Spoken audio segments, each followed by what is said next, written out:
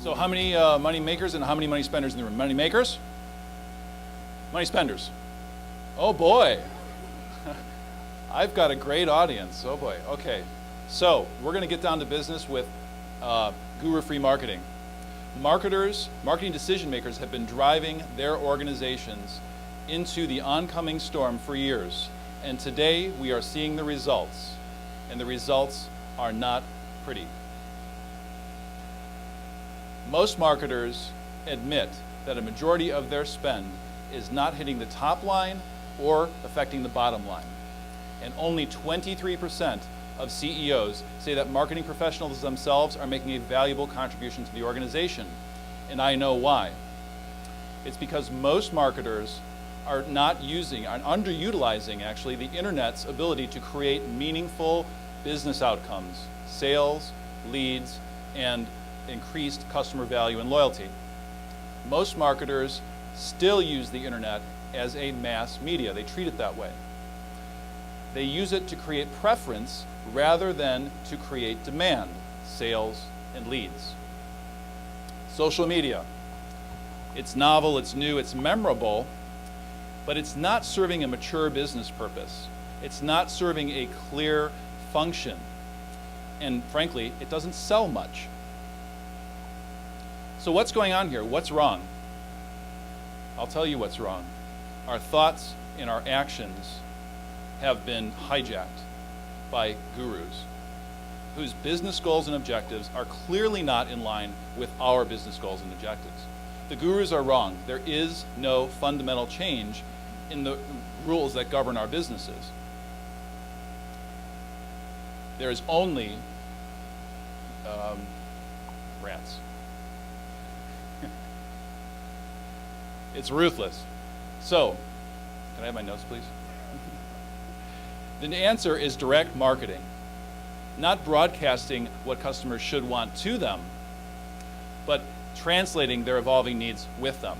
God didn't give us Google and give us the internet to advertise on it. The opportunity here is to understand customer need and respond to customer need with meaningful and prompt customer behavior with meaningful, like USAA Bank as an example, that's prompting customers to deposit their checks simply by taking a photograph of them.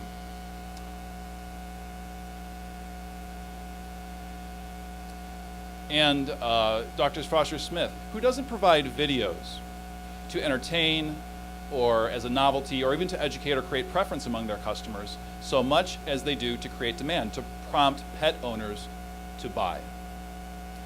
So there's two new ideas I'm floating in front of you today. One is create utility. Two is publish.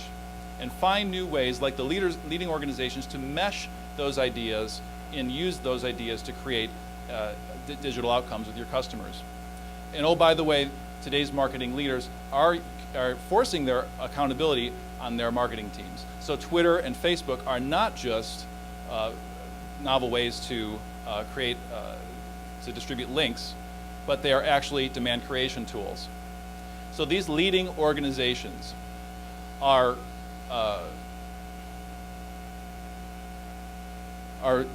translating, they're trusting their instincts more, and they know that their consumption of messages is not an action.